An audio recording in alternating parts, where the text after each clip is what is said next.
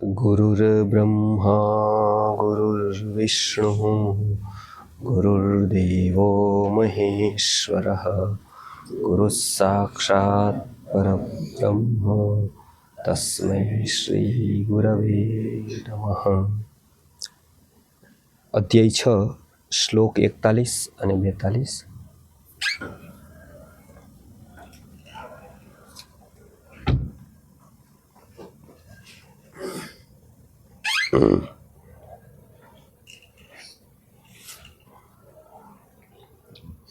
श्लोक 41 અને 42।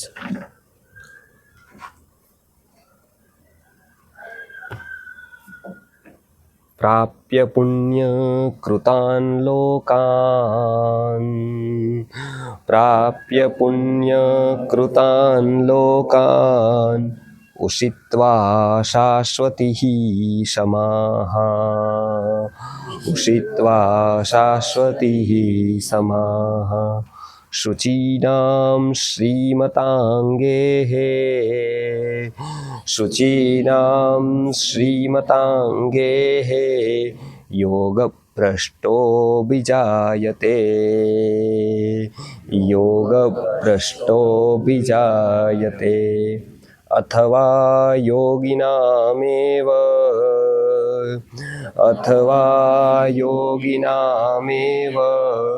कुले भवति धीमताम्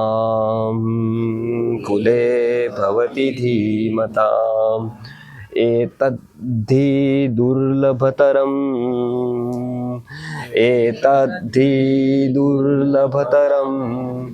लोके जन्म यदीदृशम्।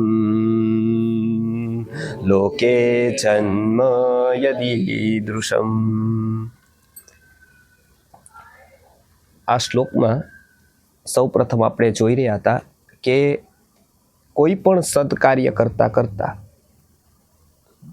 पूर्ण न थाय अने वच्चे ज जो व्यक्ति पूर्ण कर्या वगर जाय तो एनी कई गति थाय, आदरेलू अधूरू रही जाय, व्यर्थ वयु जाय के शुं थाय। भौतिक जीवन में तो एवुं जोवा मळे के पूर्ण थया वगर कांई जाय तो ए निष्फळ वयु जाय, एनुं कोई फळ न रहे। परंतु अध्यात्म जीवन में एवुं नथी। अध्यात्म जीवन में तो जो कंईक करी दीधुं तो एनुं फळ अवश्य छे। पूरुं कदाच न थई शके, जेटलुं थाय એટલું એની સાથે આવી જાય, એટલાનું ફળ એની સાથે આવી જાય। એટલે પેલો સિદ્ધાંત ગીતાનો અહીંયા કહે છે કે કોઈ પણ તમે સારું કામ કરેલું હશે એ વ્યર્થ જવાનું નથી। એની નોંધ જગતે તો કદાચ લીધેલી જ ન હોય, પોતે પણ ન લીધેલી હોય, તો પણ ક્યાંક એ નોંધાઈ ગયું છે અને એ ફરી પાછું આવતા જન્મારે એ મળી જતું હોય છે। કુદરતનો અતૂટ ન્યાય છે કે ક્યારે પણ કોઈ પણ કર્મ કરો એ ક્યારે પણ વ્યર્થ નહીં જાય। એટલે સૌ પ્રથમ અહીંયા કહે છે કે એવા લોકો જે યોગ પૂરો નથી કરતા, યોગથી ભ્રષ્ટ થાય છે। ભ્રષ્ટ થાય છે મતલબ પ્રાપ્ત કર્યા વગર જાય છે, પૂર્ણ નથી કરતા એને ભ્રષ્ટ કર્યું। ભ્રષ્ટ શબ્દ અહીંયા જે અર્થમાં આપણે જોઈએ એ અર્થમાં નથી। પૂર્ણ ન કરતા ભ્રષ્ટ થાય, પૂર્ણ ન કરતા વચ્ચે છોડે તો શું। કોલેજમાં કોઈ અડધું વર્ષ કરે વચ્ચે છોડી દે, અંતમાં કોલેજ એને ડિગ્રી ના આપે। બીજી વાર જ્યારે એને ભણવાનો વારો આવે ત્યારે એને 10th પાછું શરૂ કરવું પડે પહેલેથી। 6 મંથ ત્યાં થઈ ગયા હતા એ ગણાય નહીં, હવે એમ કે તમારે પહેલેથી એડમિશન લેવું પડશે, ફરી પાછું કરવું તો 6 મહિના તો કે વ્યર્થ ગયા। જો એ પરીક્ષા સુધી નથી તો એ 10th ની એને ડિગ્રી નથી મળતી, હવે પાછી મેળવવી છે તો ફરીથી એકથી શરૂ, મતલબ 10th નું પહેલેથી શરૂ કરવું પડશે। 6 મહિના ગયા એ જવા દેવા પડશે। અહીંયા એવું નથી। અધ્યાત્મ માર્ગમાં જે શરૂઆત થઈ ગઈ, પ્રાપ્તિ થઈ ગઈ, એ વિકાસ, એટલો વિકાસ થઈ ગયો, એ વિકાસ એની સાથે આવશે। એ વિકાસ જ એને આગળ લઈ જશે। બેટરી છે એ કેટલા સુધી રસ્તો બતાવી શકે? તો કે 5 ફૂટ સુધી. 5 ફૂટ સુધી જે બેટરી રસ્તો બતાવે એ આપણને 500 કિલોમીટર સુધી લઈ જઈ શકે. કેમ કે 5 સુધી આપણે જાય તો બીજા 5 એ આગળ થઈ જાય. આપણે ત્યાં પહોંચી તો બેટરી આગળ થઈ જાય. કોઈ પૂછે કે 5 કિલોમીટર સુધી રસ્તો બતાવનારી બેટરી 500 કિલોમીટર કેવી રીતે પહોંચાડી શકે? એક ગાડીમાં 10 ફૂટ સુધી દેખાડનારી બેટરી ગાડીને 1000 કિલોમીટર સુધી કેમ રસ્તો બતાવી શકે? એ બતાવી શકે કેમ કે ગાડી જેમ આગળ આવે બેટરી આગળ આવી જાય, પ્રકાશ આગળ આવી જાય. ગાડી જેમ આગળ વધે એનાથી આગળ પ્રકાશ આવી જાય. એવી જ રીતે વ્યક્તિને વિકાસમાં એક પ્રકાશ એને આગળ લઈ જશે. પોતે જેટલો આગળ જશે એનાથી આગળ પ્રકાશ જશે. પોતે જેટલો આગળ જશે પ્રકાશ એનાથી આગળ જશે. આગળનો રસ્તો એનો ક્લિયર થશે. એ અહીંયા કહે છે કે એ જેટલો આગળ જશે પ્રકાશ એનાથી આગળ વધશે. એટલે યોગભ્રષ્ટ વ્યક્તિ સારું કામ કરતા કરતા યદી એ નહીં પૂરું કરી શકે, વચ્ચે દેહ એનો છૂટી જશે, તો શું થશે? તો કે જ્યાં સુધી એને અભ્યાસ કર્યો છે હવે પછીનો અભ્યાસ ત્યાંથી શરૂ થાય એવી જગ્યાએ જન્મ લેશે. એવી જગ્યાએ જન્મ લેશે કે જ્યાંથી એ અભ્યાસ શરૂ કરી શકે. તો એવી જગ્યાઓ કઈ? મોટાભાગની જગ્યાઓ તો એવી હોય છે કે એને આગળનો રસ્તો એનો જે હોય એ એને ખબર નથી હોતી. પોતાનો રસ્તો ક્લિયર થાય એના માટે જ લગભગ એનો ઉપયોગ કરતા હોય છે. એટલે એને આત્માનો રસ્તો, વિકાસ એ તો કંઈ ખબર જ હોતી નથી. બાળક આવ્યો કે એને મારા મુજબ ક્યાં સેટ કરવું, ભવિષ્યમાં મને સુખ થાય, મારી ખ્યાતિ થાય, મને બરાબર રહે, એના માટે એનો ઉપયોગ કેવી રીતે કરવો, મોટા ભાગની જનતા આવું વિચારતી હોય છે. પુત્ર કે પુત્રીનો ઉપયોગ લગભગ આના માટે થતો હોય છે. એટલે પહેલેથી જ એને લક્ષ્ય એ આપી દેવામાં આવે છે કે જે કોઈ લક્ષ્ય જ નથી હોતું. એના જીવનમાં એક દુકાન હોય છે, એના જીવનમાં એક ફેક્ટરી હોય છે, એના જીવનમાં એક ખેતર હોય છે, એના જીવનમાં પૈસા હોય છે, એના જીવનમાં નોકરી હોય છે. બેઠે બેઠું એ જ એને પુત્રને આપી દે છે. પોતાને સુરક્ષિત કરવા માટે પુત્ર કે પુત્રી એને જોઈતા હોય છે. આવી જગ્યાએ યોગભ્રષ્ટ જીવો જતા નથી. કેમ કે એને પોતાનો વિકાસ કરવાનો હોય છે. એ સ્તરે આવી ગયા હોય છે કે પોતાનો વિકાસ સાધવા માટે અનુકૂળ પરિસ્થિતિ જોતા હોય છે. એટલે એવી જગ્યાએ નથી જાતા કે જ્યાં એનો સાધન તરીકે ઉપયોગ થઈ જાય.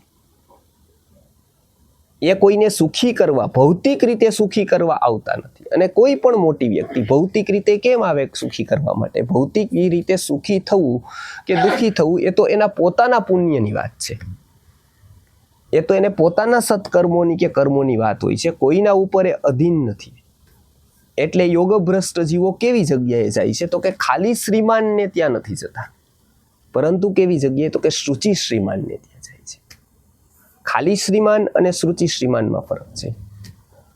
સૌથી પહેલા એ વસ્તુ જોઈ લઈએ કે કૃષ્ણ, રામ, મહાવીર, બુદ્ધ આ બધાનું એક સરખી રીતે રાજા હોવું, રાજા હોવું ને તત્વજ્ઞાની હોવું, આ ખાલી એક સંયોગ માત્ર છે કે આની પાછળ કંઈક રહસ્ય છે. કેમ 4 અવતાર એક સરખા રાજા છે? કેમ ભૌતિકની ઊંચાઈએ ભર્તૃહરિથી લઈ, રામથી લઈ, કૃષ્ણથી લઈ અને બધા જ ભૌતિક રીતે આગળ છે? તો અહીંયા પણ શું ભૌતિકતાનો ઇજારો છે? અધ્યાત્મની સીટ પણ કોકને માટે રિઝર્વ છે કે નહીં? એવું નથી. તો કે અહીંયા 2 સિદ્ધાંતો કામ કરે છે.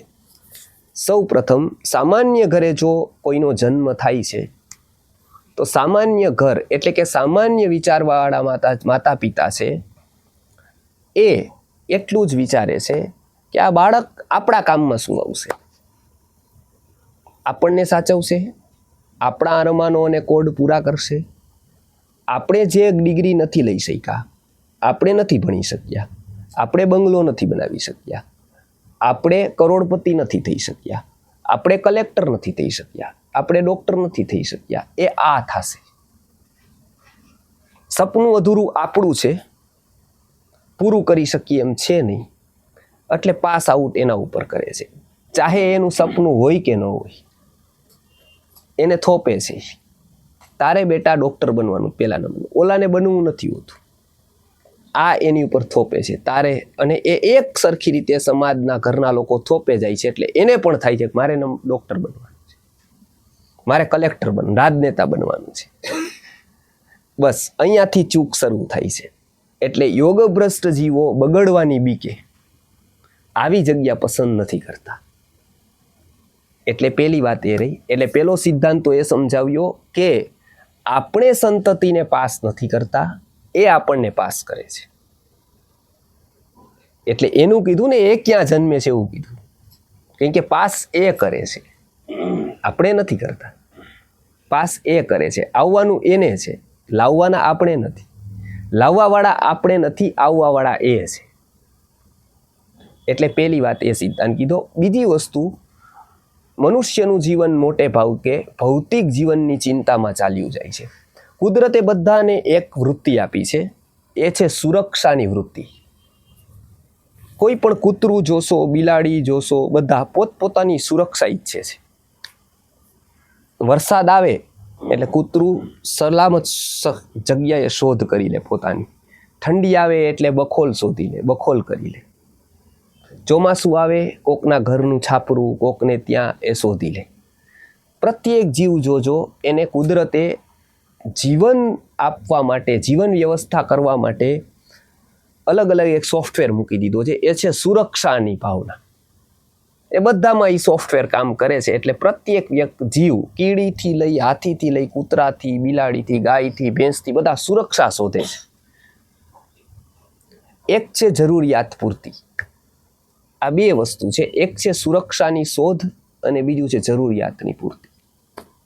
જરૂરિયાત પૂર્તિ પણ બધા જ કરતા હોય છે. પ્રાણી જગતનું મોટા ભાગનું જીવન જરૂરતની પૂર્તિ માટે જાય છે.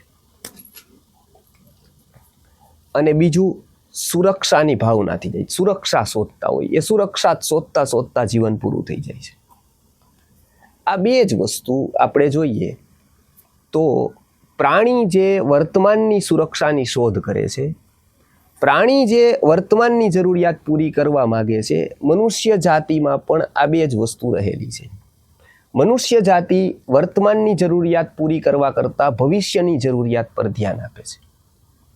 એક જીવનનો મોટા ભાગની ચેતનાનો ભાગ ત્યાં ખર્ચાઈ જાય છે, ભવિષ્યનું જરૂરિયાત. બીજો, વર્તમાનની સુરક્ષા કરતાં ભવિષ્યની સુરક્ષા શોધે છે. આજે એક મકાન છે, કદાચ પડી જાય તો એટલે બીજું મકાન બનાવે છે. આજે એક ધંધો છે, કાલે એક બંધ થઈ જાય તો બીજો ધંધો કરે છે. આજે એક મિત્ર છે, કાલે કદાચ મિત્ર ન રહે તો બીજો મિત્ર શોધે છે. આ કોણ એને કરાવે છે? તો કે એક એનામાં રહેલી સુરક્ષાની ભાવના. એ સુરક્ષાની ભાવના કુદરતે બધાને આપેલી છે. એ જ મનુષ્ય જીવનને બંને આપેલી છે. એક જરૂરિયાત પૂરી કરવાની ભાવના છે એનામાં, નેસેસિટી ફૂલફિલ કરવાની. એક સુરક્ષા માટેની ભાવના છે, હું કેમ બચતો રહું. એ વીમો એટલે કરાવે છે. એજન્સીઓ આખી શેના માટે ચાલે છે? આપણામાં સુરક્ષાની ભાવના છે. એને કારણે પૂરી એજન્સીઓ છે એના માટે સુરક્ષા આપવાવાળી ઘણી બધી. આ બધી જ શેના માટે છે? તો જીવન કે સાથ ભી, જીવન કે બાદ ભી. અત્યારના જીવન અને જીવન પછી પણ. શું કામ? તો કે વ્યક્તિને સુરક્ષિત રહેવું છે. વ્યક્તિ ચાહે છે કે હું સુરક્ષિત રહું. એ ભાવના પશુ કરતાં થોડી વિકસિત મનુષ્યમાં થઈ એટલે બીજું ઈચ્છે છે. કોઈ બળદ એવું નથી ઈચ્છતો કે હું વહી જાઉં પછી મારી ગાય સુરક્ષિત રહેવી જોઈએ. મનુષ્ય એવું ઈચ્છે છે કે હું જાઉં પછી મારી પત્ની સુરક્ષિત રહેવી જોઈએ. હું જાઉં પછી મારા માનેલા બધા સુરક્ષિત રહેવા જોઈએ. મેં જેટલાને મારા માન્યા, 5, 10નું વર્તુળ બનાવ્યું, કોઈએ 20નું બનાવ્યું, કોઈએ 50નું, કોઈએ 100નું. જેટલું વર્તુળ એને બનાવ્યું, એને અનુકૂળ લાગ્યા એટલાને અંદર આવતો ગયો, વર્તુળ મોટું થતું ગયું. 5, 10, 15, જેમાં પણ જે એના માન્યા, એ પોતાની સુરક્ષાની ભાવના કરશે અને મારા પછી પણ આ બધા સુરક્ષિત રહેવા જોઈએ. પશુ કરતાં એક ભાવના એનામાં વધારે આવી ગઈ. પશુને વર્તમાનની જરૂરિયાતની હતી, એની બદલે એને થોડી ખેંચી ભવિષ્યની જરૂરિયાત સુધી લઈ ગયા. પશુને પોતા પૂરતી હતી, મનુષ્યએ વિસ્તાર કર્યો, અનેક સુધી આવી ગઈ. સુરક્ષાની ભાવના પશુને પોતા પૂરતી હતી, મનુષ્યોને વિસ્તાર થયો એટલે અનેકની થઈ. આ બે ભાવના જે કુદરતે બધામાં રાખેલી છે એ ભાવના મનુષ્યમાં આવી એટલે મનુષ્યની શોધ હંમેશા વિસ્તાર તરફ રહી, ભવિષ્ય તરફ રહી, ભૌતિક તરફ રહી. એને કારણે આત્મવિકાસ માટે જે સમય જોઈએ, શક્તિ જોઈએ, આત્મવિકાસ માટે જે વૃત્તિ જોઈએ, એમના માટે સંઘર્ષ શરૂ થયો. અધ્યાત્મ એવું કહે છે કે વ્યક્તિ પોતે જ એકલો મુસાફર છે. વ્યક્તિ ગમે તેટલી સુરક્ષાની ભાવના કરે, પરંતુ પુણ્યનો ઉદય નહીં હોય એનો, તો એ સુરક્ષા મેળવી શકશે નહીં. બીજી વસ્તુ, અનુકૂલે જગન્નાથે સાનુકૂલ જગત્રયમ, પ્રતિકૂલે જગન્નાથે પ્રતિકૂલ જગત્રયમ. અનુકૂળ જગન્નાથ એટલે કે પુણ્ય હશે તો સંપૂર્ણ જગત અનુકૂળ થઈ જશે, નહીં હોય તો પણ અનુકૂળ થશે. પ્રતિકૂલે જગન્નાથે પ્રતિકૂલ જગત્રયમ, પુણ્યના સંયોગો નહીં હોય, પ્રતિકૂળ હશે તો જગત આખું અનુકૂળ દેખાતું હશે, એ પણ પ્રતિકૂળ થઈ જશે. એટલે મનુષ્યએ સૌ પ્રથમ આત્મવિશ્વાસ ની જરૂરત ઊભી થઈ. આ બંને વૃત્તિથી છૂટવા માટે સૌ પ્રથમ આવશ્યકતા રહી આત્મવિશ્વાસની. જો એ પોતા કરતા, ભૌતિક શક્તિ કરતા આત્મશક્તિમાં વિશ્વાસ રાખશે, પોતાની શક્તિ કરતા આત્મશક્તિમાં વિશ્વાસ રાખશે, એટલે સુરક્ષાની જે ચિંતા છે, જે સુરક્ષાની ભાવના મનુષ્યમાં આવતા આવતા ચિંતામાં પરિણત થઈ ગઈ, એ ચિંતા એની દૂર થઈ જશે. એક આત્મવિશ્વાસ. બીજો છે ઈશ વિશ્વાસ. જબ દંત નથે તબ દૂધ દિયો, અબ દંત દિયે સો અન્ન ન દિયે. જ્યારે દાંત નહોતા ત્યારે એની ચિંતા આપણે કોઈએ કરેલી જ નહોતી કે સ્તન્યનું નિર્માણ કેવી રીતે થશે. કોઈ પણ પિતાએ આ ચિંતા નહોતી કરી કે પુત્રને કે પુત્રીને જન્મ આપશું, પણ દૂધની વ્યવસ્થા કેવી રીતે કરશું, સ્તન્ય કેવી રીતે કરશું, એનું શું કરશું, સ્તન્ય માટેનું શું કરશું, એની ચિંતા એને તો ખબર જ નથી કે સ્તન્ય ક્યારે આવે છે, અને નિર્માણ થતું હોય છે ત્યારેય ખબર નથી. હવે સગા બાપને ખબર નથી, સગી માને પણ ખબર નથી કે સ્તન્ય નિર્માણ કેવી રીતે થાય છે, અને છતાંય એ થાય છે. એ બાળકના 9મા મહિના પછીની સુરક્ષાને ધ્યાનમાં રાખી અને સ્તન્યવહ સ્રોતસ પ્રવૃત્ત થાય છે, અને આજથી જ રોટલીથી એ સ્તન્યવહ સ્રોતસ બનવાના શરૂ થાય છે. નહીતર શું થાત, જો એ માના હાથમાં હોત તો એને એમ, હવે એની વાત પછી કરશું, અત્યારે રોટલી ખાઈ લઈએ, સ્તન્યનું પછી એમ કરતા 9 મહિના આવી જાત, પછી ખબર પડત કે સ્તન્યનું તો રહી ગયું છે, હવે 9 મહિને આવશે તો કાલે શું દેશું. અતિશય નજીક ગણાતી માને પણ જેની ચિંતા નથી, એની ચિંતા કુદરતને છે. એટલે સૌ પ્રથમ એ વિશ્વાસ, ઈશ વિશ્વાસ ઘટિત થશે. ઈશ વિશ્વાસ ઘટિત થતાં જ, આત્મવિશ્વાસ અને ઈશ વિશ્વાસ ઘટિત થતાં આ બે વસ્તુ બેડી લાગે છે એ છૂટતી જશે. એ બે બેડી કઈ છે? તો કે સૌ પ્રથમ બેડી છે ભૌતિક જીવનની ચિંતા. મારું શું થશે, પહેલી વસ્તુ. આ ભૌતિક જીવનની ચિંતા ધીમે ધીમે દૂર થશે કે નહીં, હું પ્રયત્ન કરીશ, પુરુષાર્થ કરીશ, પણ અંતે ફળ જે પણ આવશે એ હું સ્વીકારીશ. જે પણ કોઈ ફળની પ્રાપ્તિ થશે હું એટલા જ ભાવથી, એટલા જ પ્રેમથી સ્વીકારી લઈશ. આ પહેલી વસ્તુ. એટલે ભૌતિક જીવનની ચિંતા જ્યાં નથી કરવી પડતી એવું ઘર છે. એ માત્ર આર્થિક રૂપે સક્ષમ હોય ન પણ હોય, પરંતુ વૃત્તિથી સક્ષમ હોય, એ સૌથી પહેલી વાત છે. એવી જગ્યાએ એનો જન્મ થાય છે કે ત્યાં ભૌતિક જીવનની ચિંતા નથી કરવી. શું કામ? કોઈક બહુ મોટો વૈજ્ઞાનિક ક્યારે બની શકે છે? જ્યારે નાની નાની મજૂરી એને કરવા જવી પડતી નથી, નાના નાના કામો કરવા પડતા નથી, ત્યારે એ કોઈક મોટું કામ માટે જે સમયનું ઇન્વેસ્ટમેન્ટ છે એ કરવાનું હોય છે. ત્યારે એ સમયનું ઇન્વેસ્ટમેન્ટ, શક્તિનું ઇન્વેસ્ટમેન્ટ ક્યારેય કરી શકે છે? જ્યારે એને કોઈ ચિંતા નથી ત્યારે. હવે એવું ઘર તો આવી ગયું, શ્રીમાનનું ઘર આવી ગયું, પણ સાથે બીજો એક દોષ આવે છે શ્રીમાનમાં. જો સુખી ઘર છે તો એને નેસેસિટી નથી, પણ જેવી રીતે સુખ સગવડતા મળી ગઈ તો એને શું થાય છે, તો બીજી એક વાત શરૂ થાય છે, એ છે ઇન્દ્રિયોની વૈષયિક લાલસા. જેવું શરીરનું પેટ ભરાઈ ગયું એવી રીતે શું શરૂ થશે? ઇન્દ્રિયોની ભૂખ જાગૃત થશે. પેટ ભરાઈ ગયું એટલે સારું જોવાની ઈચ્છા થશે, સારું પિક્ચર જોઈ આવી. જેવું પેટ ભરાઈ ગયું એવું ફરવાની ઈચ્છા થશે, વિદેશ ટ્રીપ કરી આવી. જેવું પેટ ભરાઈ ગયું એવું સારું સાંભળવાની ઈચ્છા, સારું સંગીત સાંભળી લઈએ, સારા ગીતો સાંભળીએ, મનોરંજનના સાધનો વસાવીએ.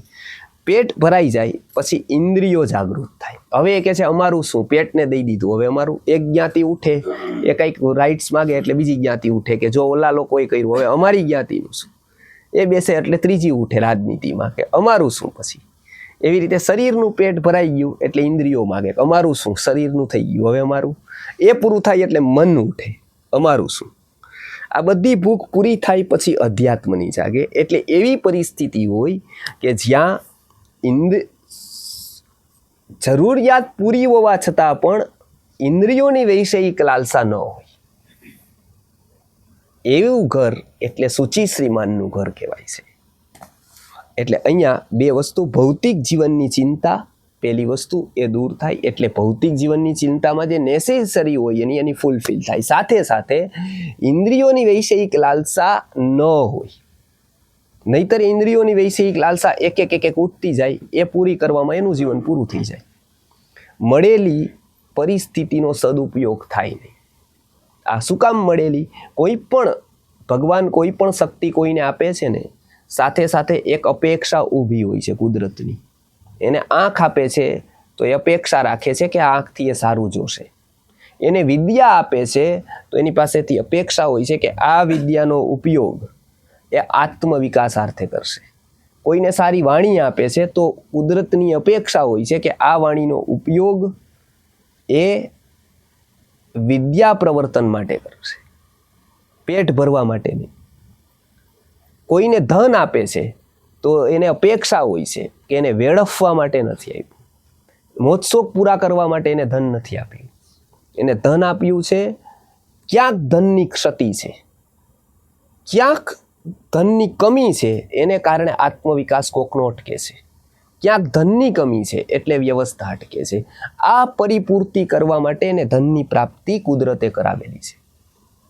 પણ ધન આવતા આ ભૂલાઈ જાય છે, વિદ્યા આવતા ભૂલાઈ જાય છે, સત્તા આવતા ભૂલાઈ જાય છે કે એ કોઈ કન્ડિશનથી મેં લીધી છે. કોઈ પણ સારી વસ્તુ મેં કન્ડિશનથી લીધી છે, એમઓયુ કરીને લીધેલી છે. મહતા પુણ્યપિંડેન કાયનસો ત્વયા કૃતા. મોટા પુણ્યનો જમા કરી દીધો યોગ, અને પછી કાંઈ પણ વસ્તુ આપણને મળેલી છે. કેમ? આપણને અનુકૂળ સંજોગો મળ્યા, કેમ આપણને સારી આંખ મળી, આપણને સારું શરીર મળ્યું, કેમ આપણને આ સુવિધાઓ મળી, કેમ આપણને આટલું સારું મન મળ્યું, કેમ આટલા અનુકૂળ સંયોગો મળ્યા, કેમ અનુકૂળ પતિ કે પત્ની મળ્યા, કેમ અનુકૂળ ઘર મળ્યું. આ બધું કેમ, શા માટે મળ્યું, શું કામ મળ્યું આપણને આ બધું? એવા પણ જગતમાં જીવો છે જે આજ પણ જોઈ શકતા નથી, એક ડગલું પણ ચાલી શકતા નથી. એવા પણ જીવો છે કે જેને એક જ શરીરમાં કેટલી કેટલી તકલીફો છે. એવા પણ જીવો છે માનસિક રીતે કેટલા ત્રસ્ત છે, માનસિક રીતે કેટલા બધા વ્યગ્ર છે, માનસિક રીતે અવસાદ છે, પાગલ છે.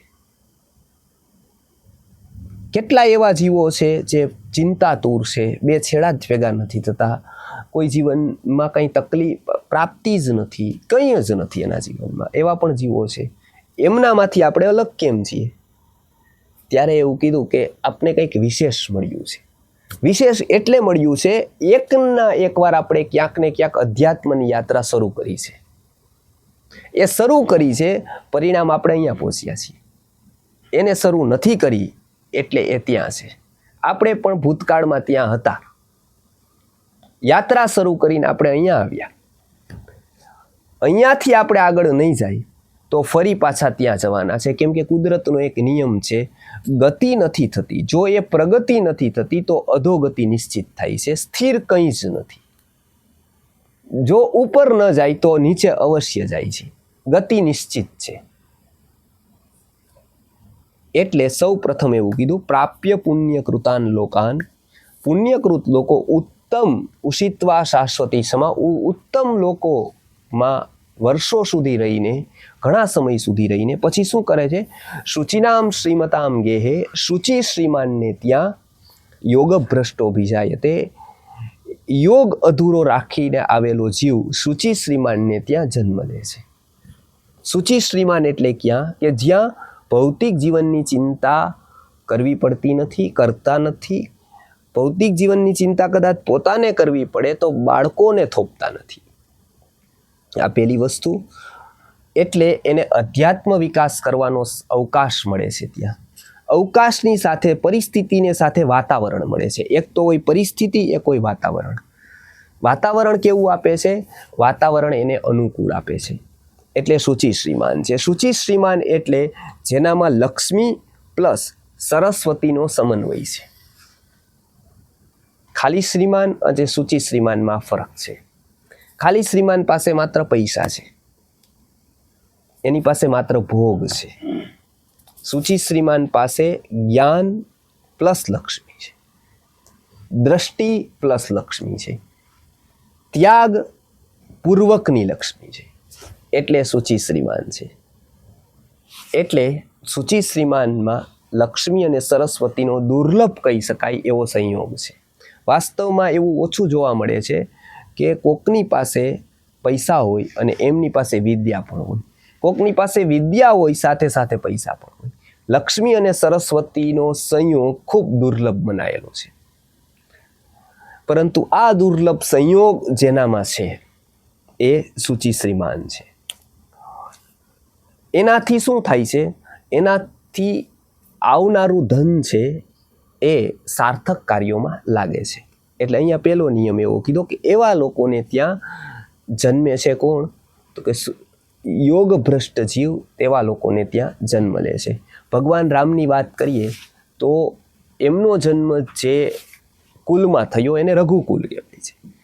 એમના આદિ પુરુષ જે કહેવાય છે, જેમના નામથી એ ખ્યાતિ થઈ, એ છે રઘુ. રઘુવંશ નામના મહાકાવ્યમાં એનું વર્ણન છે કે એમને લક્ષ્મી અને સરસ્વતીનો સંયોગ કરેલો હતો. રઘુવંશ મહાકાવ્યમાં રઘુનું જીવન ચરિત્ર આપેલું છે. એમાં મહાકવિ કાલિદાસની લેખીનીથી એ જીવન ચરિત્ર ત્યાં આલેખાયેલું છે. એ એવું કહે છે કે સોહમા જન્મ શુદ્ધા નામ, એટલે એ રાજાઓ કેવા હતા? તો કે જન્મથી જ શુદ્ધ હતા.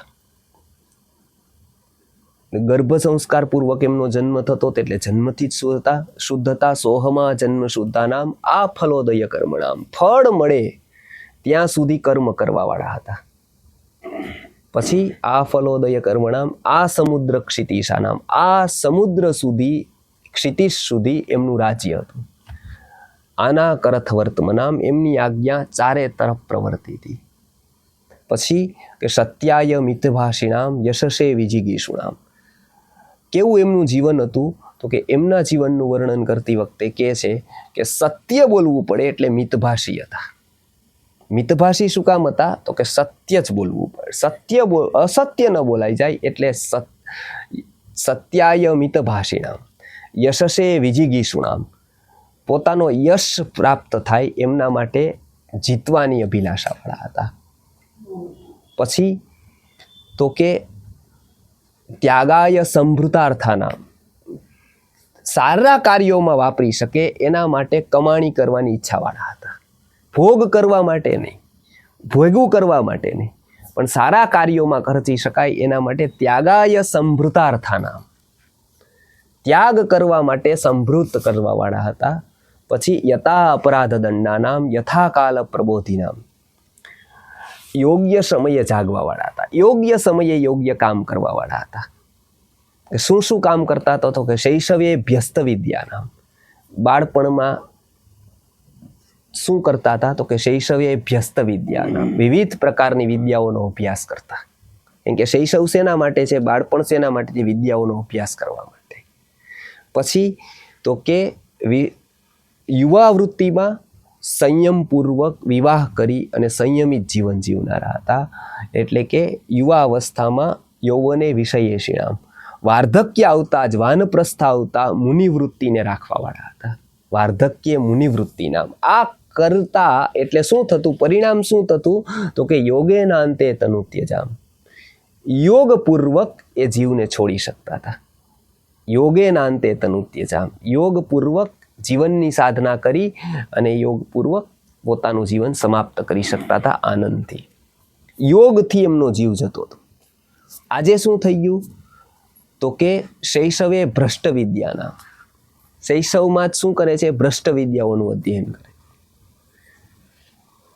એમને કાં તો ક્રિકેટર બતાવી દેવામાં આવે છે, કાં તો એક્ટર બતાવી દેવામાં આવે છે. આ બે જ બતાવવામાં આવે છે. આ બે બતાવવામાં આવે છે એટલે નાનપણથી જ આકર્ષણ એનામાં રહે છે. જે ઉંમરે એને સારું શીખવાનું છે, અધ્યાત્મ વિદ્યા શીખવાની છે, એ ઉંમરે શું બતાવી દેવામાં આવે છે? શૈશવે ભ્રષ્ટ વિદ્યાના. યુવા અવસ્થા આવતા શ્વાન વૃત્તિવાળા કૂતરાની જેમ અહીંયા રોટલો મળે તો ત્યાં જાય, ત્યાં જાય, ત્યાં જાય, બધી જગ્યાએ ફરતા રહે. યૌવન આવતા શ્વાન વૃત્તિવાળા, પણ યૌવન એ શ્વાન વૃત્તિના. વાર્ધક્ય આવતા આસક્તિ લાગે છે. વાર્ધક્ય સંસાર આસક્તા નામ, વાર્ધક્ય સંસારમાં રસ લેવાવાળા, વાર્ધક્ય ચિંતાગ્રસ્ત રહેવાવાળા વાર્ધક્યમાં થાય છે. એટલે એના પરિણામે શું થાય છે તો કે રોગે નાંતે તનુત્યજામ, એટલે અનેક પ્રકારના રોગોથી એમનો જીવ જાય છે. આ બંને ફરક છે. એક યોગે નાંતે તનુત્યજામ, એક રોગે નાંતે તનુત્યજામ. કેમ તો કે પેલા 3 સ્ટેપ ત્યાં આવા થતા હતા તો ચોથું પરિણામ આવું આવતું હતું. અહીંયા 3 સ્ટેપ આવા જાય છે તો ચોથું આવું આવે છે. એટલે અહીંયા આદર્શ જીવનની જે વાત છે એ અહીંયા છે કે એવા જગ્યાએ શુચિ શ્રીમાનનો જન્મ થાય છે. આ પહેલો શ્લોક અહીંયા પૂર્ણ થાય છે. આ શ્લોકમાં કેવી જગ્યાએ શ્રીમંત જાય છે તો એમને કીધું હતું કેવી જગ્યાએ જન્મ થાય છે તો પહેલી કેટેગરીમાં શુચિ શ્રીમાનને ત્યાં જન્મ થાય છે. કેવી રીતે તો કે પ્રાપ્ય પુણ્યકૃતાન લોકાન, પુણ્યકૃત લોકોને પ્રાપ્ત કરી ઘણા સમય સુધી ત્યાં રહી અને પછી શુચિ શ્રીમાનને ત્યાં એ જન્મ લે છે. શુચિ શ્રીમાન એટલે શું? જ્યાં ભૌતિક જીવનની ચિંતા નથી કરવી પડતી એવી પરિસ્થિતિ છે અને ઇન્દ્રિયોની વૈષયિક લાલસા નથી એવું વાતાવરણ છે. આ બે જે જગ્યાએ છે એને શુચિ શ્રીમાન ગણવામાં આવે છે. હવે પછી લાંબુ લિસ્ટ છે અથવાથી. બીજા શ્લોકમાં યોગીને ત્યાં જન્મ થાય છે એની પરિસ્થિતિ કેવી છે એનું વર્ણન આવતા શ્લોકમાં કરવામાં આવશે કે એ એક જગ્યાએ આવો જન્મ થાય છે, બીજી જગ્યાએ એટલે કે આવું ઘર કાં તો હોય છે કાં તો બીજા પ્રકારનું હોય છે. આ પહેલો પ્રકાર બતાવ્યો એ છે શુચિ શ્રીમાનનો. હવે બીજો પ્રકાર બતાવે છે એ જેને યોગી કહેવામાં આવે છે એનો પ્રકાર હવે પછી આપણે આવતા શ્લોકમાં જોઈશું. હવે કોઈ પ્રશ્ન હોય તો પૂછી શકે છે. આવતો શ્લોક મોટો છે એટલે આવતા વખતે લેશું. હાજી હાજી પ્રશ્ન કોઈને હોય તો? હા હા હા ગયા વખતે પ્રશ્ન હતો. હાજી હા હા હા ભૌતિક જીવનની ચિંતાનો કંઈક પ્રશ્ન હતો. હા હા ભૌતિક જીવનની ચિંતાઓ હા કરવી તો પડે જ. હાજી ભગવાન જ મૂકેલું છે. આપણે એમ કીધું કે હા હા કોઈ કરીએ એમાં ખોટું શું છે એમ. હા હા ખોટું કાંઈ નથી. સુરક્ષાની વૃત્તિ બધા જ જીવોમાં મૂકેલી છે. બરાબર છે. પ્રવૃત્તિર એશા ભૂતાનામ, પ્રવૃત્તિર એશા ભૂતાનામ નિવૃત્તિસ્તુ મહાફલા. એ કરવામાં કાંઈ વાંધો નથી, પણ એ જ્યાં સુધી છોડીએ નહીં ત્યાં સુધી આગળ વિકાસ નથી. જેવી રીતે તમે એમ કહો કે સંજવારી વારવામાં ખોટું શું, બાથરૂમ સાફ કરવામાં ખોટું શું, વાસણ સાફ કરવામાં કાંઈ ખોટી વાત ખરી, ઘરકામ કરવામાં કાંઈ નુકસાન ખરું, ખેતી કરવી જરાય ખોટી ખરી, અને છતાંય આપણે આ બધાથી ભાગી કે નહીં? બરાબર. અત્યારે ખેતી નો જોઈ 7-12 જોઈ. દીકરીને લગ્ન કરવા હોય તો ખેતી નો જોઈ 7-12 જોઈ, એટલે જમીન જોઈ પાછી આડે દેવા ક્યાંક કામ આવે લોન બોનમાં, પણ ખેતી નો જોઈ પાછી. ખેતી કરવી ખોટી નહીં, ઘરકામ કરવું ખોટું નહીં, છતાં પણ એ કરાવીએ શું કામ? શું કામ આપણે એનાથી ઉપર ઉઠીએ? કેમ કે આપણે એનાથી ઉપરનું કામ કરીએ. આપણને એવું લાગે કે આપણી શક્તિ આનામાં જાય એના કરતાં આટલી વારમાં આપણે બીજું કંઈક કામ કરીએ તો વધારે પ્રાપ્તિ થાય, એટલે સામાન્યમાં સામાન્ય વ્યક્તિ એનાથી ઉપર ઉઠે કે નહીં? બરાબર. શું કામ? તો કે ફળની પ્રાપ્તિ એને દેખાય. બરાબર. ફળની પ્રાપ્તિ શું દેખાય કે આટલી વારમાં હું એકાઉન્ટિંગ કરું, આટલી વારમાં હું ટાઈપિંગ કરું, આટલી વારમાં હું સોદો કરું, તો જે વાસણ કરવામાં અડધી કલાકમાં મને મારે 100 ચૂકવવા પડે, એટલામાં હું 500 કમાવું, 200 કમાવું, એમાં એને લાગે કે ઓકે, તો એ શું કરે કે એનાથી ઉપર ઉઠી જાય. ભૌતિક જીવનની ચિંતા કરવામાં જે શક્તિનો વ્યય જાય, જે શક્તિ ચાલી જાય, એનાથી ઉપરના કામમાં એ લગાવે, એટલે એનું ફળ વધારે મળે. આત્મિક રીતે વિકસિત થાય. ભૌતિક રીતે અને આત્મિક રીતે વિકસિત થવું, એ બંનેમાં એને એવું લાગે કે ભૌતિક રીતે કદાચ વિકસિત ન થઈ શકીએ, આત્મિક રીતે વિકસિત થવું બહુ જરૂરી છે, અનિવાર્ય છે. જો એને એવું લાગે બેયમાં, તો પછી એને છોડવી ન પડે, એ ધીમે ધીમે ચિંતા છૂટી જાય. પણ જો આત્મિક વિકાસ કર્યા વગર એ વ્યક્તિ બધું મૂકે, તો એને કહેવાય કેરલેસ, એ બેફિકર કહેવાય, એ તો મૂર્છિત કહેવાય. અને ઓલો કહેવાય કેર ફ્રી. એ ઉપરના કામ નાનું એને આવડે છે, એને શોધો. એટલે ઋષિ છે એ ઇન્ડસ્ટ્રીયાલિસ્ટ થઈ શકે. ઋષિ પાસે ખૂબ ક્ષમતા છે, એને માનસનો અભ્યાસ છે. ઋષિ દુર્બલ નથી. એને ખબર છે પૈસા કેમ કમાવાય, એને ખબર છે કેમ ચેનલાઇઝ થાય, એને ખબર છે બીજાના ગજવાનું મારી પાસે કેમ આવે, એને આ બધું જ ખબર છે. આ બધું ખબર હોવા છતાં પણ એને ઉપરની વાત ખબર છે. ઇન્ડસ્ટ્રીયાલિસ્ટ હોય બેન, એને વાસણ ઉટકતા ન આવડતા હોય એવું નહીં, એને કપડાં ધોતા ન આવડતા હોય એવું નહીં, પણ કપડાને વાસણ ધોવા કરતાં એની પાસે એક વિશેષ કામ હોય. એ વિશેષ કામ કરવામાં એની પાસે સમય ન હોય, એટલે વિશેષ કામને પ્રાયોરિટી આપે, આ કામ બીજાને સોંપી દે. એવી જ રીતે ઋષિ છે એ વિશેષ કામને પ્રાયોરિટી આપે, આ કામને નાના નાના લોકોને સોંપી દે. કેમ કે આ નાનો વ્યક્તિ કરી શકે, એને પોતાનું કામ કરવાનું હોય, એ બધા કરી શકે. બીજાનું વિઝન, ભવિષ્યનું વિઝન, આત્માનું વિઝન બધા પાસે ન હોય, એટલે એ બધાય ન કરી શકે. એટલે ભૌતિક જીવનની ચિંતા છોડવાની જરૂર નહીં. આત્મિક જીવનની જો શરૂ કરો, એટલે ભૌતિક જીવનની ચિંતા આપોઆપ છૂટવા માંડે. જેવો ઈશ વિશ્વાસ ઘટિત થાય, એટલે મન જ એવું ચિંતન કરવા માંડે કે મેં મારું કેટલું વિચાર્યું હતું અને નહોતું વિચાર્યું હતું એવું બધું છે. આજે જે આપણા કલ્પનામાં પણ નહોતું 20-25 વર્ષ પહેલાં, એવું આપણી સામે છે. આજે આપણી કલ્પનામાં હતું ક્યારેય આપણી પાસે મોબાઈલ હશે, ક્યારેય વોટ્સએપ હશે એવું હતું, ક્યારેય આટલા ફાસ્ટ સંદેશાઓ જશે એવું હતું, નહોતું. બરાબર. અને 25-30 વર્ષમાં બધું જ છે. આજે આવું તો આપણે નહોતું ધાર્યું.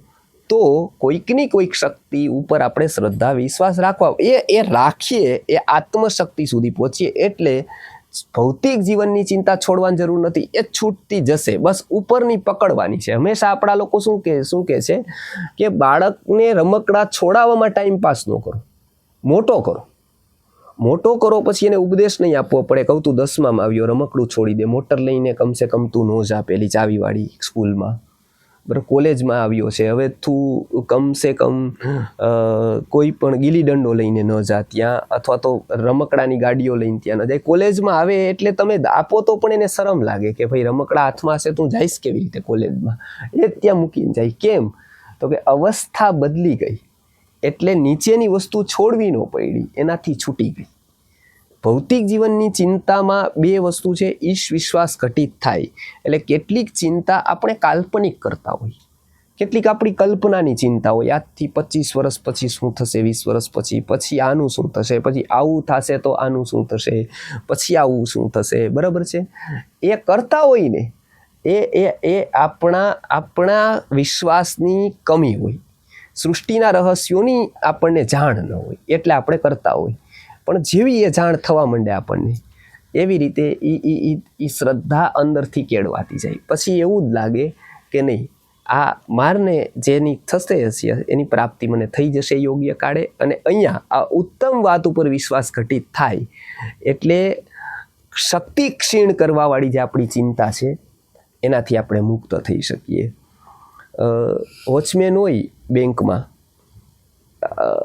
એ ચિંતા કરતો હોય સપોઝ કે આ બેંક ઉઠી જશે તો મારું શું, તો એ વસ્તુ શું થાય કે હવે એના તો 10,000 5,000 પગાર હોય, હવે બેંક આવડી મોટી બેઠી હોય, હવે એ ત્યાં ચિંતા કરે કે ભાઈ આ બેંક ઉઠી જાય તો પછી મારું થાય શું. એમ ટૂંકમાં છે તો બરાબર છે, પણ ઉઠી જાય તો કાલે તો એને નથી ખબર કે ભાઈ એનું તો કાંઈ ન જાય, કેટલા બધાનું ઘણું બધું જાય છે. એ બધાનું બધું ટકાવવાનું હોય તો બેંકને ટકાવી રાખવી આ જરૂરી બને છે. તો કેમ કે એનું વિઝન એટલું નથી. અહીંયા એ વસ્તુ છે, ભૌતિક જીવનની ચિંતા કરવામાં કંઈ ખોટું નથી, એ કરવી જોઈએ, એનામાં સિરિયસ પણ રહેવું જોઈએ. પણ એક વાત એવી પણ છે કે કોઈક એવી શક્તિ ઉપર આપણે શ્રદ્ધા કેળવી લેવી જોઈએ કે એ શક્તિ ની પાસે, એ શક્તિની નજીક મારે જવાનું છે, એમની અનુભૂતિ મારે કરવાની છે ને જીવનનું એ જ લક્ષ્ય છે.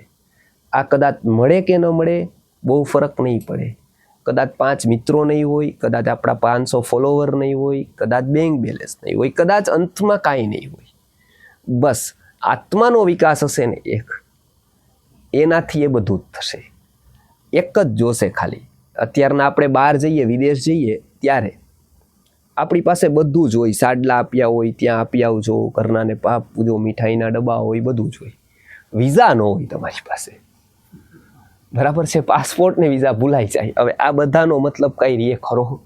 પેલો દરવાજો મીઠાઈથી તો ન ખુલે કે તમે એને પેકેટ આપી દો ને દરવાજો ખોલી દઈએ, લાડવા ધરી દો ને દરવાજો ખોલી દઈએ, બરાબર? આવું કાંઈ ત્યાં ચાલે કે વિઝા જોઈએ?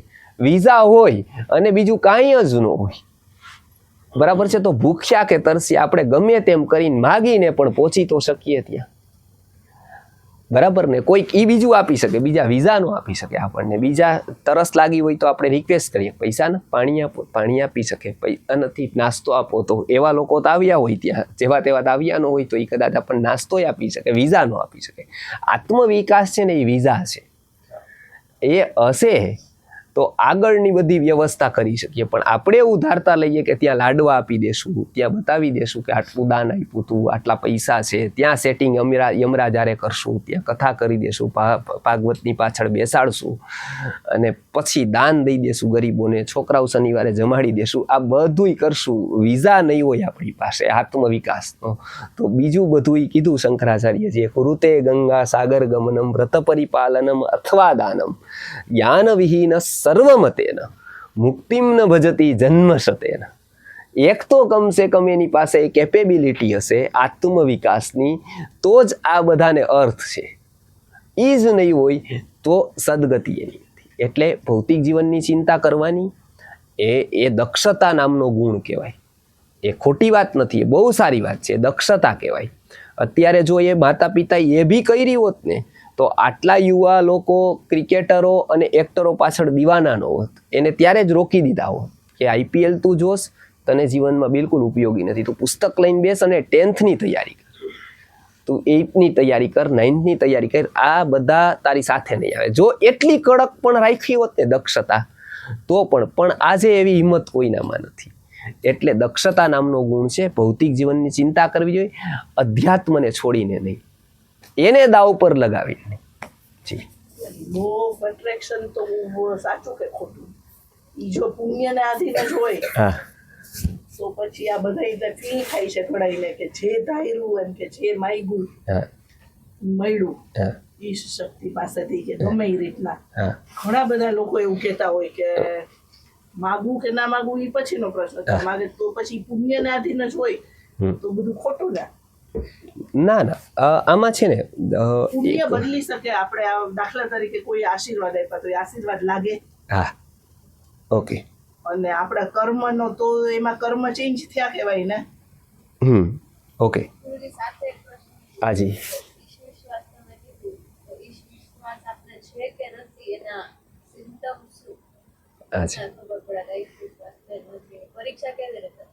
હા. પેલો પ્રશ્ન એવો છે કે કોઈના આશીર્વાદ લાગે કે નહીં, કોઈના અભિશાપનું કે આશીર્વાદનું પરિણામ હોય કે નહીં. પુરાણ જોશો ને તો એની બે પાટા ઉપર ગાડી ચાલે છે, શાપ અને આશીર્વાદ. શાપ અને આશીર્વાદ બે પાટા છે ને, એ પાટા ઉપર આખી ગાડી ચાલે છે. બરાબર? કાં તો કોકને શાપ આપી દીધો દુર્વાસા ઋષિએ, અને કાં કોકે વરદાન આપી દીધું, માલામાલ કરી દીધા, બરાબર છે. તો કાં તો શાપ આપી દીધો, બરાબર છે, અને કાંઈ એને આશીર્વાદ આપી દીધા, બરાબર છે. એ ભૌતિક રીતે સાપ લાગેલો દેખાણો, બરાબર, અને આશીર્વાદ પણ લાગેલા દેખાણા. બરાબર, એવું થઈ શકે ખરા? તો પેલો પ્રશ્ન એવો છે. જો એવું થાય તો પુરુષાર્થની કિંમત ક્યાં રહી? તો પછી સાપ કોકના આશીર્વાદ જ લઈ આવીએ આપણે ફેક્ટરી મૂકીને, 5 મળે 5 ના લઈ આવીએ તો એનાથી જ જીવન પૂરું થઈ જાય. તો પછી આ બધું કરવાની જરૂર શું? આશીર્વાદવાળા શોધીએ. બરાબર, તો એ વસ્તુ શું? તો પછી કર્મ વ્યવસ્થા રહીએ નહીં. તો પછી કોકના શાપથી જ કોકને દુઃખ થઈ જાય તો કર્મ વ્યવસ્થાનું શું પછી? બરાબર, ઉપનિષદ એવું કહે છે કે આ બંને વાતો અર્ધ સત્ય છે. જીવન હંમેશા એક પાટા ઉપર સીધી ગતિનું નથી. પેલા એના ગણિત જેવું એ નથી. 4 ને 4 8 ગણિતમાં થાય, જીવનમાં ક્યારેય ન થાય. જીવનમાં ક્યારેક 4 ને 4 16 થઈ જાય, ક્યારેક 8 થઈ જાય, ક્યારેક 0 થઈ જાય. જેવો મૂળ તમે વિચારો, તમારી પાસે હંમેશા વ્યક્તિ આવે એને એક સરખો રિસ્પોન્સ મળે. એક જ વ્યક્તિ છે, એને એક સરખો રિસ્પોન્સ મળે. તમે નિરાતે બેઠા છો રાત્રે 10 વાગે, કોઈ નથી, અને યાદ કરો છો કોક આવે તો સારું, ત્યાં આવી જાય.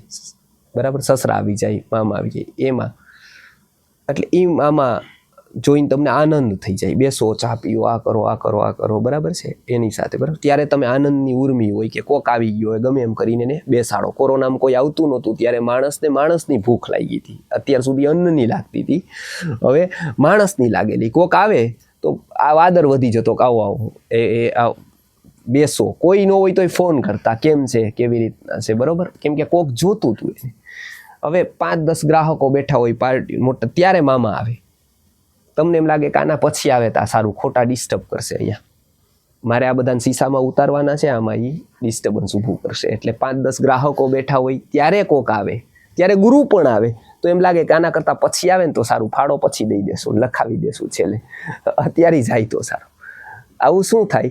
વ્યક્તિનું જીવન પણ એક સરખું નથી, મન એક સરખું નથી, મનના ભાવો એક સરખા નથી, ઉર્મિઓ એક સરખી નથી, જીવન એક સરખું નથી, હંમેશા પરિવર્તનશીલ છે. કોઈ દિવસ એકાંગી એના જવાબો ના આવે. એટલે અહીંયા બંને જવાબ છે. એક, કોઈકના શાપ અને આશીર્વાદ લાગે. પુણ્ય જે આજે ઉદયમાં 10 વર્ષ પછી આવવાનું હતું એ આજે આવી જાય. હા, પુણ્ય જે 10 વર્ષ પછી ઉદયમાં આવી જવાનું હતું એ આજે આવી જાય, એવું બની શકે. એ ઉદય આવે તો સુખ આવે, પણ હતું તો પુણ્ય, તો જ એના આશીર્વાદ લાગે. જાદુગર આમ કરીને આમ કાઢે સોની નોટ. બરાબર છે, એ સોની ક્યાંક હતી એટલે આવ્યું, નકર તો RBI હલાવવાની જરૂર જ નહીં. જાદુગર જ ભેગા કરી દઈ, બધા ગવર્નર બનાવી દઈએ ને તો વિશ્વ બેંકની નોટ કાંઈ રહીએ. ખાલી બધાને કહીએ તમે નોટું કાઢ્યા રાખો, ને કાઢવા વાળા પાછા ભભૂતિ કાઢે છે. બીજું કંઈક કાઢતા હોત તોય સારું હતું. ભભૂતિ કાઢે તો ભભૂતિની ભારતમાં જરૂર જ નથી, ભભૂતિ બધી જગ્યાએ છે જ ટૂંકમાં, પણ કાઢવા વાળા ભભૂતિ કાઢે, ઇમ્પ્રેસ થઈ જાય લોકો. તો મેં પ્રશ્ન કર્યો તો વારાણસીમાં એક બાબા આવ્યા હતા કે ભાઈ એ ભભૂતિ કાઢે એવી ખ્યાતિ હતી, એટલે બધી સભા ભરાઈ ગઈ. એટલે કે પ્રશ્ન પૂછવા હોય તો પૂછો. તો ગુરુજીના અમે 3 શિષ્યો ગયા હતા, એટલે અમે એમને પ્રશ્ન પૂછ્યો કે જો તમે કાઢી જ શકતા હોય તો ભભૂતિ જ શું કામ કાઢો? ભભૂતિ તમારા પાસે ટનોમાં છે ટૂંકમાં, બરાબર, ભસ્મ દરરોજ દઈ છે. તમે કંઈક બીજું કાઢીને એવું બતાવો કે જે સાર્થક હોય, જેનાથી દેણું ભરાઈ જાય, અમારું 2 પાંદડે બધાય થઈ જાય, એવું કંઈક કરો. બરાબર, આ એક વાત છે કે એવા ચમત્કારોનું અધ્યાત્મમાં સ્થાન નથી. પેલું આપણે જેને આશીર્વાદ અને શાપ કહી છીએ, પ્રાર્થના થઈ હા કોઈ માટે. હા, એ વસ્તુ થઈ શકે. તમે પોઝિટિવિટી કોક માટે રાખો તો શું થાય? એનું પુણ્ય જે પરમ દિવસ ઉદયમાં આવતું હોય એ આજે આવે. એ આજે આવે એટલે એના અનુકૂળ સંયોગો આજે થાય, પણ હતું તો એનું પુણ્ય. એ જો બેલેન્સ ન હોત તો તમારી 100 પ્રાર્થના પર એને અસર કરી શકત નહીં. પોતાની મૂડી ન હોય, પોતાની પાસે સ્કિલ ન હોય તો 100 લોકો એને લોન આપી ધંધો કરી શકે. 100 લોકો એને તૈયાર હોય, પોતાની પાસે સ્કિલ નથી તે ન કરી શકે. પેલું શું જોઈ? સ્કિલ. એમ પુણ્ય હોય ને તો સપોર્ટિવ બધા જ રસ્તાઓ થઈ શકે. એના માટે કોઈ પ્રાર્થના કરે એને લાગી જાય. એવી રીતે આયુષ્યનું છે. આયુષ્ય એનું હોય અને કોઈક પ્રાર્થના કરે એના માટે કંઈક જપ કરે. આયુષ્ય હોય તો આ બધી જ વસ્તુ થાય, આયુર્વેદમાં કીધું. પણ એનું આયુષ્ય જ ન હોય ને તો એના માટે 1000 વસ્તુ કરો ને, જેવી રીતે કરતા જાઓ ને એ નિષ્ફળ થતી જાય, જેવી રીતે કરતા જાય એવી રીતે નિષ્ફળ થતી જાય. ન વૈદ્યો પ્રભુરાયુષ. કોઈ વ્યક્તિ આયુષ્ય આપી ન શકે. આયુષ્ય હોય યદી તો એની બધી વસ્તુઓ થઈ શકે, ન હોય તો આ ન થઈ શકે. એટલે બંને વસ્તુ સાચી છે. પુણ્યથી જ આવે, પાપથી જ દુઃખ આવે, પુણ્યથી જ સુખ આવે. કોક પોઝિટિવ વિચારે, સત્કાર્ય ઉત્તમ પ્રકારના કરે તો આવનારા પુણ્યો જે વર્ષો પછી સુખ દેવાના છે એ આજે ઉદયમાં વહેલા આવે. જેટલા વહેલા આવે એટલા અનુકૂળ સંયોગો વહેલા થઈ જાય. હોય આપણા જ પુણ્ય, બસ ખાલી કાળ આગળ પાછળ થાય.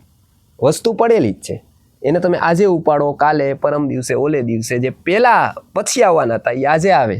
એટલી ફ્રીડમ છે આપણા પાસે કર્મની કે જો અનુકૂળ વાતાવરણ ઊભું થઈ જાય તો એ ઉદયમાં વહેલા આવે. એવી જ રીતે દુઃખ છે એ મોડા આવવા નતા, એ આજે આવી જાય.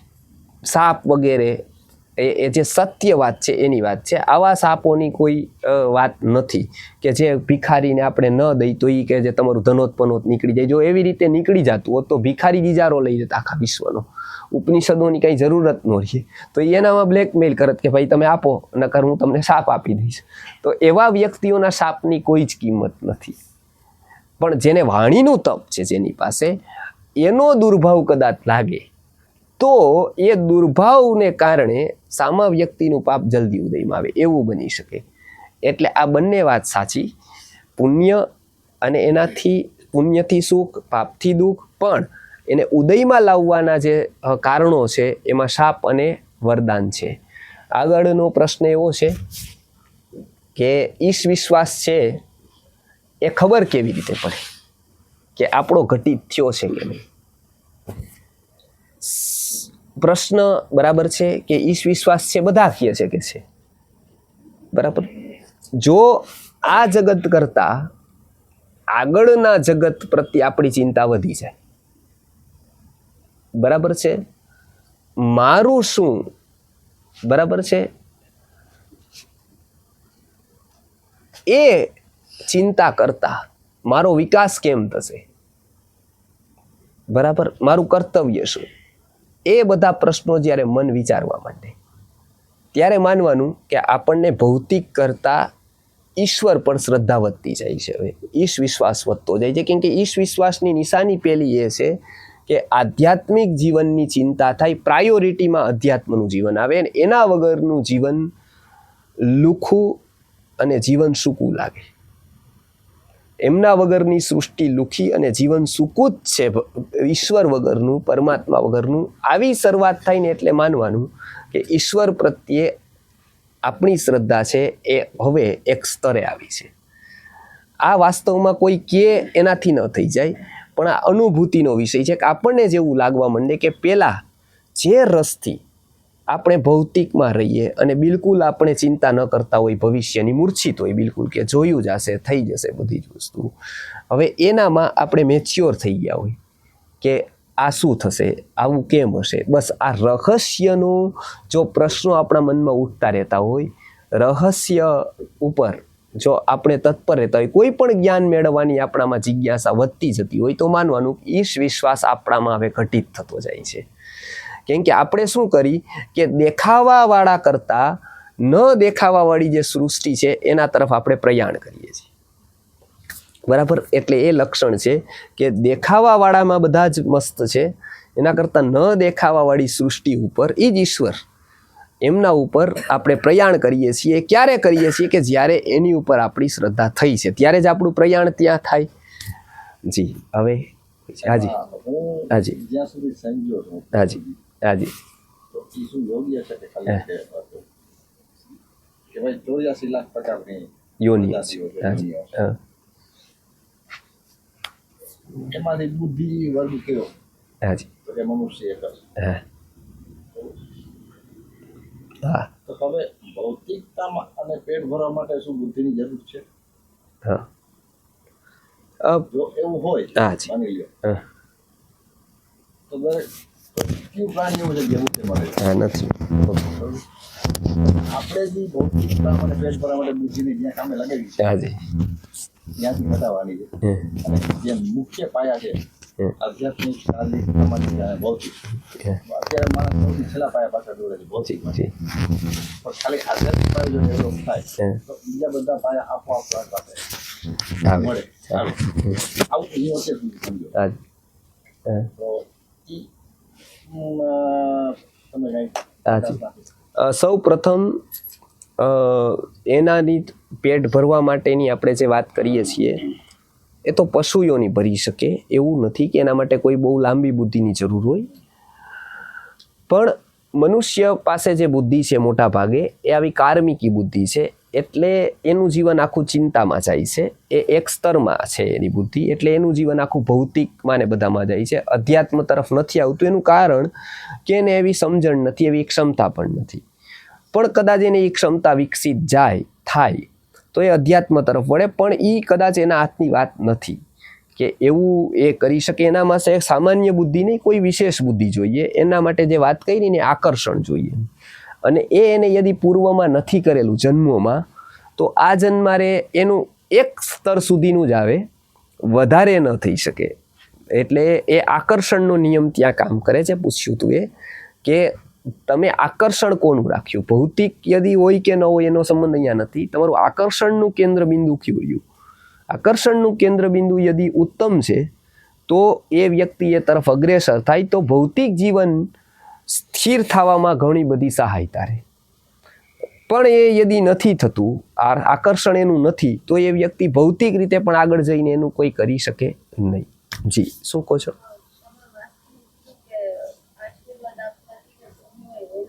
હા, ઉદયમાં આવે. હા, છે જ. હાજી, એવું ન હોય. હાજી.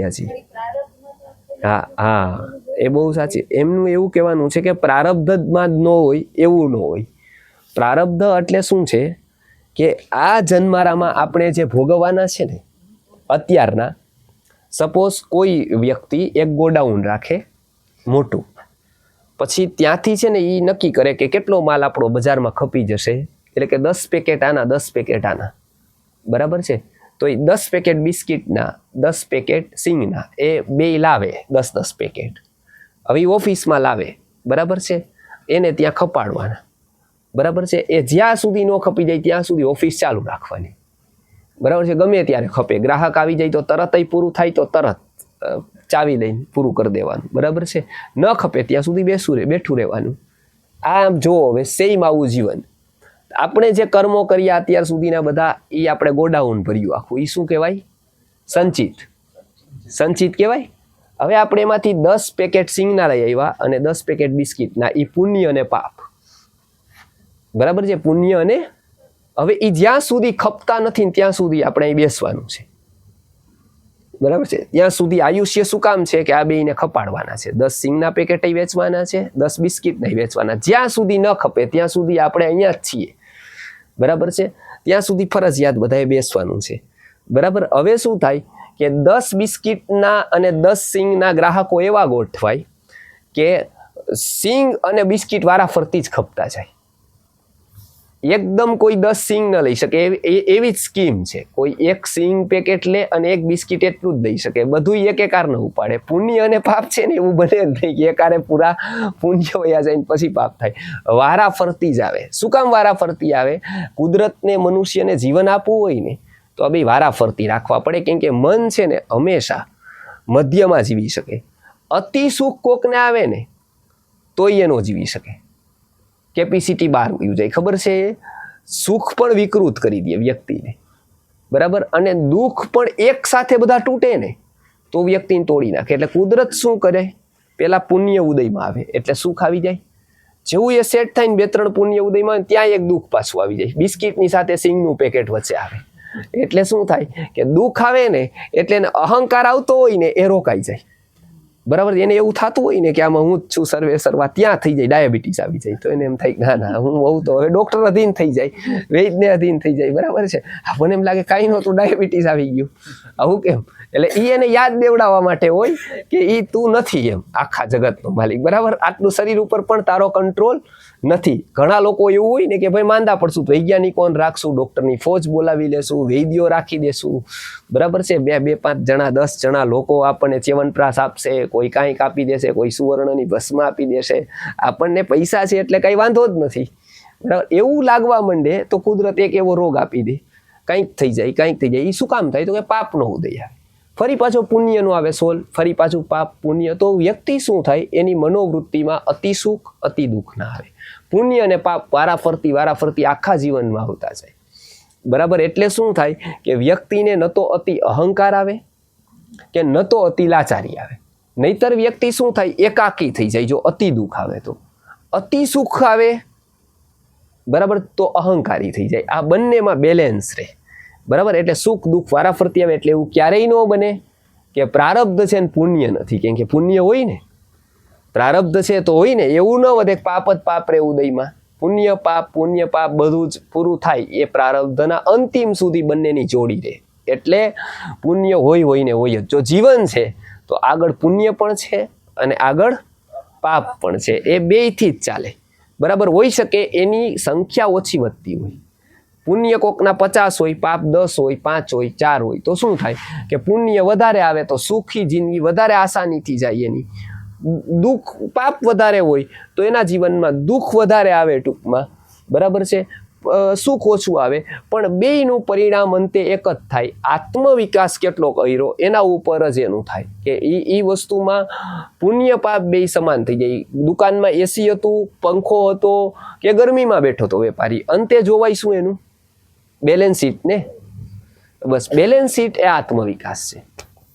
જી ઉત્ક્રાંતિવાદથી જેનો જન્મ થયો હોય મનુષ્યમાં, એને તો કોઈ પાછલા જન્મનું આકર્ષણ ન હોય તો એ આધ્યાત્મિકતામાં કેવી રીતના આવે? એનું આવી શકે.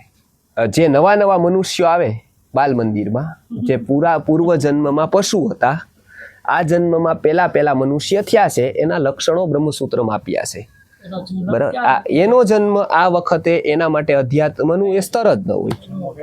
કેવી રીતના નક્કી થાય? એના લક્ષણો ઉપરથી નક્કી થાય. સુખમાં આવે કે દુઃખમાં? મોટે ભાગે એવા લોકો બિલકુલ સામાન્ય પરિસ્થિતિમાં આવે.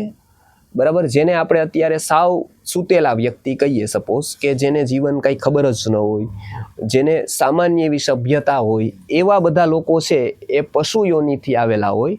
એટલે એના આ જીવન ઉપર પૂરેપૂરી મૂર્છા હોય. એ માત્ર ને માત્ર પશુ યોનિથી આવતા હોવાથી એનામાં એ ક્ષમતા ન હોય. બરાબર, એ ક્ષમતા, સારી વાત સમજવાની ક્ષમતા ન હોય. પછીનો જન્મ એનો કુદરતી રીતે આવા 3 થી 5 જન્મારાઓ એને એક સ્થિતિમાં રાખવામાં આવે. એ આવા ઝોનમાં હોય એ ટૂંકમાં, કે જે સેફ ઝોન કહેવાય એનો. એ સેફ ઝોનમાં એ શું કરે કે એક્વાયર કરે, બુદ્ધિની ક્ષમતા વધારતી જાય કુદરત એની, અને એ પછી એને સંયોગો આપતી જાય. એ સંયોગો પછી એને જોડતી જાય અલગ જગ્યાએ. હવે એને એ અવસ્થામાં વાતાવરણ સારું મળી જાય. સારું વાતાવરણ મળે તો એ મનુષ્ય જીવનમાં કન્ટિન્યુ થાય. આ 4-5 જન્મારામાં એને સારું વાતાવરણ આ સમાજમાં ક્યાંય ન મળે તો ફરી પાછા એ પશુ યોનિમાં વયા જાય. આ સેફ ઝોન 5 જન્મારા, 3 થી 5 જન્મારા સુધીનું હોય. ત્યાં એ પછી જેની યોગ્યતા આવે સારી વાત સમજવાની. એટલે કેટલાક લોકો સીધા આવે પણ એ ગમે તેટલા સુખી હોય, ગમે તેવું પણ જરૂરી નથી એ સાચી વાત સમજી શકે એવું એની ક્ષમતા હોય. બધાને પ્રાપ્ત ન થયા, એટલે બહુ ઓછા લોકોને પ્રાપ્ત થાય, કેમ કે એને પૂર્વમાં આ કરેલું હોય. એટલે આકર્ષણ લઈને જ આવ્યા હોય, શોધતા હોય ને એમાં કોઈક આપવાવાળો નીકળી જાય, એટલે એના ગ્રાહકો એને મળી જાય. કેમ કે શોધે જ છે, કોક તો શોધે જ છે. આ જગતમાં બધી જ વસ્તુના ગ્રાહકો છે, આપણને કલ્પનામાં ન આવે એવી વસ્તુના ગ્રાહકો છે જ આજે. બરાબર ને? તો આના પણ એવા જ હોય કે જે લોકો એક પૂર્વજન્મનો વિકાસ કરીને આવ્યા છે ને, એને આવા પ્રશ્નો હોય, એનું મન ત્યાં સુધી વિકસિત થઈ ગયું હોય કે આવી વાતો થોડી પણ સમજી શકે. ન સમજી શકે ને તો પણ એને એવું જ લાગે કે આ છે તો બહુ મહત્વની વાત. બરાબર, આ ક્ષમતા એનામાં હોય. એ લગભગ આવા લોકો જે નાના સ્તરના હોય એના હોય, એવા 3 થી 5 જન્મારા એના જાય. એમાં જો એ ન કરી શકે કોઈ, તો એ સમાજનો વાક કહેવાય. એ વાતાવરણ ન મળે તો એ પાછા ત્યાં હોય છે. વર્ણ વ્યવસ્થા છે સમાજની કે જે શુદ્ર, વૈશ્ય, ક્ષત્રિય, એ વસ્તુ ત્યાં લાગુ પડે? ત્યાં ન લાગુ પડે. એ કેટેગરીઝ જે ઋષિમુનિઓએ રાખેલી એ વર્ણ એ કર્મો પ્રમાણે હતા, પરિસ્થિતિ પ્રમાણે હતા, જન્મ પ્રમાણે બહુ પહેલા હતા નહીં. પછી એની વ્યવસ્થા જન્મ પ્રમાણે થઈ. એને જન્મની સાથે કોઈ સંબંધ નથી, એને ઘરની સાથે સંબંધ છે. એ કઈ જાતિમાં જન્મ્યો છે ડઝન્ટ મેટર. એ કે આધ્યાત્મિક ભાથું કેટલું લઈને આવ્યો છે, કેટલો વિકાસ લઈને આવ્યો છે, એના ઉપર જ મનુષ્યની નિર્ભરતા રહીએ. પણ એનાથી વર્ણને કોઈ જ અર્થ નહીં કે જન્મથી લગાવડા. સારા ઘર, સંસ્કારી ઘરમાં જેનો જન્મ થયો છે એને વાતાવરણ સંસ્કારી મળે એટલો એને ફાયદો થાય. સંસ્કારી વાતાવરણ ન મળે તો એને આત્મવિકાસમાં અનુકૂળ વાતાવરણ ન મળે એટલે એટલું એને નુકસાન જાય. એ ઘર કેવું છે એના ઉપર છે, એ કયા કાસ્ટના એનો અહીંયા કોઈ મતલબ નથી. તો એ વાતાવરણ ઉપરની અસર રહે છે. ખબર પડે છે આપણને હે? જોતા મેં એવું સાંભળ્યું છે હાજી, છેલ્લો પ્રશ્ન. હાજી, જન્માક્ષરમાં તમને ખબર પડે કે તમે ગયા જન્મની અંદર કઈ યોનિનો હતા. હાજી. એવી તો નો ખબર પડે, પણ એટલી ચોક્કસ ખબર પડે કે એનું આકર્ષણ કયા વિષય ઉપર હતું, એનું સ્ટ્રક્ચર કેવું છે, એનું એ પોતે કેવા સ્ટ્રક્ચરવાળા, કેવી ચેતનાવાળા હશે. પૂર્વનું ખબર અહીંયાથી ન પડે. પૂર્વનું ખબર તો કુદરતે એવું ગહન રહસ્ય રાખ્યું છે કે એ વ્યક્તિ પોતે જ એટલો ઉઠે તો એને ખબર પડે. પણ એ પહેલાં પૂર્વનું ખબર પડ્યા પહેલાં એને આ ખબર પડી જવી જોઈએ તો એને પૂર્વનું પડે. કેટલાક લોકો કહે છે કે પૂર્વજન્મ અમને ખબર પડી શકે, તો ગુરુજી હંમેશા પેલો પ્રશ્ન કરતા કે આ જીવન તમને ખબર પડી ગયું પહેલા અત્યારનું જાણી લીધું, તમે પૂર્વની વાત પછી કરજો. અત્યારનું જાણી લીધું એવું એ પૂછતા હતા. એટલે પહેલું ફોકસ એવું કે અત્યારના જીવનમાં ને જાગૃત ન થાય તો એને પૂર્વની સાથે બહુ સંબંધ ન રહે. સૌથી પ્રથમ જરૂરી છે અત્યારનું જાણવું. પછી ધીમે ધીમે વ્યક્તિ જાગૃત થતો જાય તો પછી એને શક્યતા પૂરેપૂરી છે કે એ પૂર્વનું જાણી શકે. પણ એ પહેલાં એને આ જાણેલું હોવું જોઈએ. પૂરું કરીએ. આવતા વખતે આવતો શ્લોક આપણે લેશું.